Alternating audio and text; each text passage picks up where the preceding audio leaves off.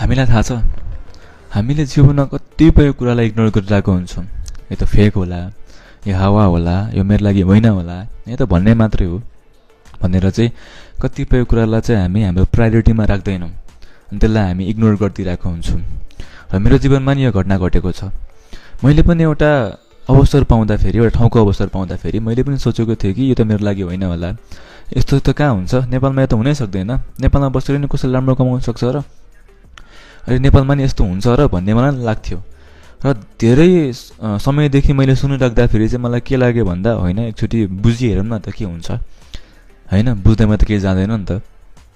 अब मनमा त थियो यस्तो फेक होला भन्ने थियो, स्क्याम होला भन्ने थियो, राम्रो हुँदैन होला, यो त भन्ने मात्र हो, पछिको अर्कै हुन्छ भन्ने थियो।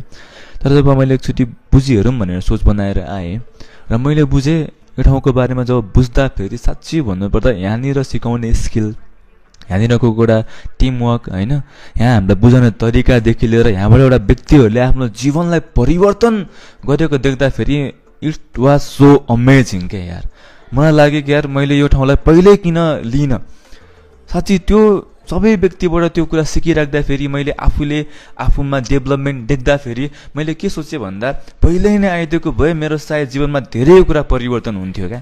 होइन स्कुल कलेजमा जुन कुरा सिकाइन्छ त्योभन्दा भास्ट कुरा जसले हाम्रो मेन्टल्लीदेखि लिएर हामीलाई फिजिकल्लीदेखि लिएर हाम्रो धेरै कुरामा अपग्रेड गर्ने रहेछ क्या। अनि त्यो कारणले गर्दा फेरि धेरै कुरा, इभन हाम्रो त्यो कुरा मात्र नभएर, स्किलमा मात्र नभएर, होइन हाम्रो सोचमा मात्र नभएर, होइन हाम्रो पर्सनालिटीलाई मात्र नभएर कि हाम्रो एउटा करियरको लागि नै बेस्ट चोइस हुने रहेछ क्या। अनि त्यो कुराले गर्दाखेरि चाहिँ म एकदमै इम्प्रेस भएँ र अचम्म पनि लागिरहेको थियो, नेपालमा नि यस्तो ठाउँ हुने रहेछ क्या। म सक्ड भइरहेको थिएँ र त्यो कुराले गर्दाखेरि मैले केही समयदेखि आफूलाई यो क्षेत्रमा अगाडि बढाउन पाउँदाखेरि एकदमै खुसी लागिरहेछ। मेरो लागि त यो ठाउँ एकदम बेस्ट भयो, मेरो करियरको लागि त्यो ठाउँ एकदम बेस्ट चोइस छ।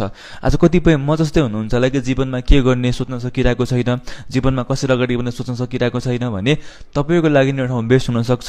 त्यो कारणले गर्दा ढिला नगरिकन ठाउँको बारेमा जानकारी पनि लिन चाहनुहुन्छ भने कन्ट्याक्ट गर्न सक्नुहुन्छ। Thank you so much.